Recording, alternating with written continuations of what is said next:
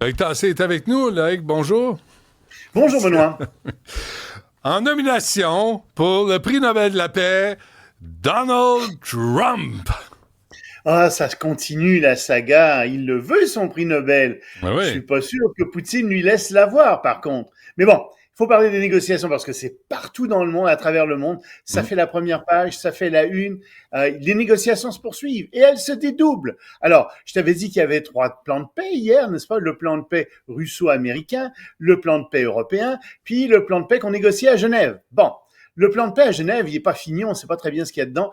Il y a 19 points là-dedans. On sait qu'il y a plusieurs points qui ont été ôtés, par exemple sur la taille de l'armée ukrainienne, mais en fait, les Ukrainiens, dernière nouvelle, viendraient d'être d'accord avec un plafond de 800 000 hommes.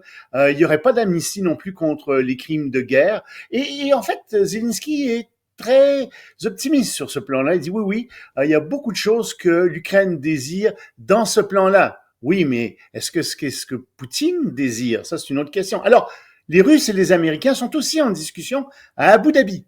Et donc, les Américains et les Russes essaient de s'entendre, j'imagine, pour essayer de coordonner le plan qui est en discussion à Genève. On va voir ce que ça va donner. Mm. Mais la question cruciale, la question centrale, c'est encore une fois celle des territoires. Et celle-là, c'est drôle, on n'en entend pas parler. Zelensky en parle pas, Trump en parle pas, Rubio en parle pas. On ne sait pas exactement ce qui va arriver avec ces territoires qui sont envahis qui ont été envahis par la Russie. Mais est-ce Et que c'est c'est vraiment un, le nœud du est-ce que problème. c'est un sujet sur lequel ils peuvent s'entendre? Est-ce qu'ils peuvent finir les négociations avec ça et réussir à ramener la paix?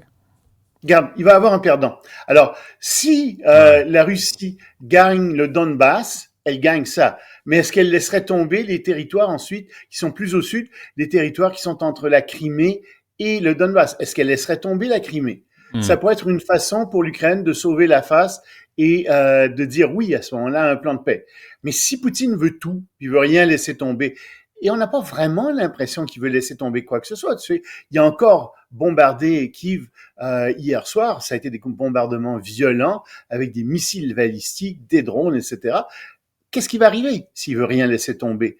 Moi, j'ai l'impression que ça s'en va un peu dans cette direction-là, que les Russes négocient, mais continuent à bombarder. Tout ce qu'ils cherchent, c'est à gagner du temps. Ouais. Alors, on verra bien.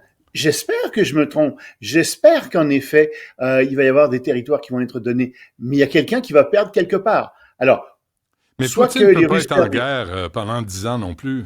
Non, non. Et l'économie russe ne va pas très bien, ça lui coûte extrêmement cher Mm. et il pourrait y avoir des sanctions contre la Russie qui lui feraient encore plus mal et qui pourraient faire tomber Poutine. Donc, OK. je pense en réalité que l'Ukraine et les Européens et les Américains sont en bien meilleure position que, je te dirais, ce que la propagande russe veut laisser entendre, bien entendu. Mhm. Bon, Mais et parlons de ce qui se passe à Seattle. ça, c'est drôle. À Seattle. Tu sais, bon, ben d'abord, tu sais qu'il y a Mme Dami qui a été élue à New York, très, très, très à gauche, socialiste, qui veut ouvrir des magasins d'État pour des épiceries d'État pour aider les gens, que le transport en commun soit gratuit, et patati et patata. Très bien. Grosse surprise samedi à Seattle. Mais énorme surprise. Tout le monde s'attendait à ce que l'ancien maire soit réélu, M. Wilson. Mais non, c'est pas lui qui a été réélu. En plus, il était démocrate centriste. C'est Cathy Wilson, 43 ans, qui est une inconnue, qui est une militante, oui, qui vit dans un petit appartement, qui a pas de voiture, qui n'a jamais été élue où que ce soit, qui a été élue mairesse de Seattle. Mais t'as pas Et vu la elle est vraie très identité incroyable. de Cathy Wilson? T'as pas vu Oui, ça? Ça vient de sortir. C'est Valérie Plante. Non, c'est correct. mais tu sais, ça ressemble un peu à ça. Ben oui. T'as de plus en plus la gauche qui prend des villes de toutes sortes. À Paris aussi, c'est comme ça. Ben oui. Et tu dis, oui, À mais est-ce que Toronto. c'est... Oui, oui, Toronto, exact.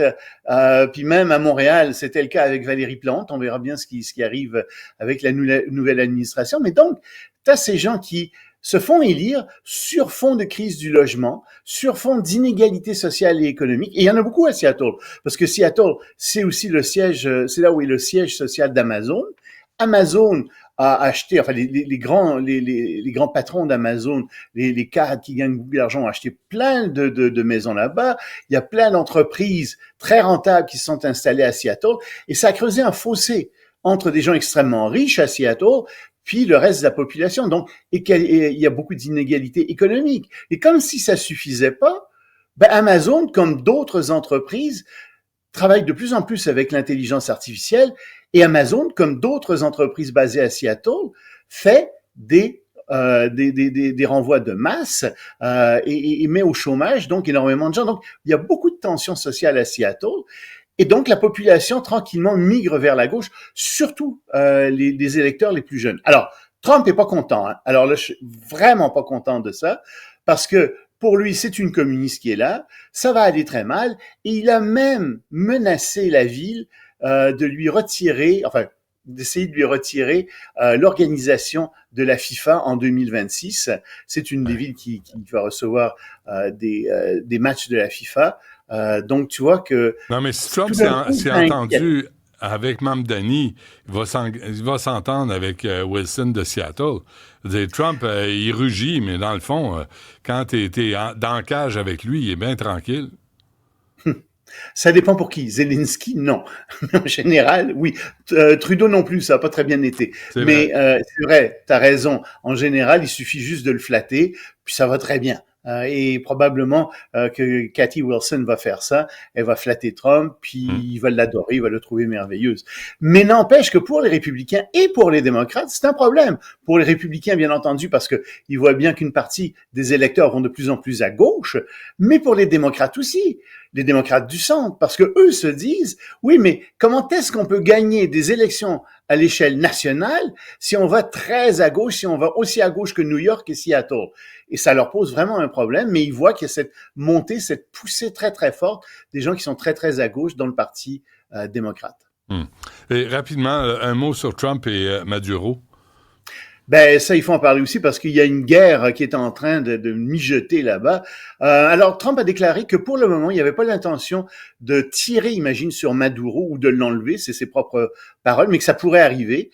Et donc, Trump qui considère que Maduro est un narcoterroriste, c'est probablement le chef, en effet, des cartels des soleils, ben il dit, écoutez, je vais lui parler. Je vais lui parler, puis moi, je vais continuer à détruire les bateaux qui transportent de la drogue, mais je vais lui parler. C'est sûr que le Venezuela est très proche de l'Iran, de la Chine et de la Russie.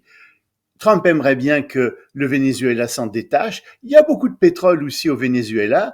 Trump aimerait bien que les États-Unis bénéficient davantage du pétrole vénézuélien.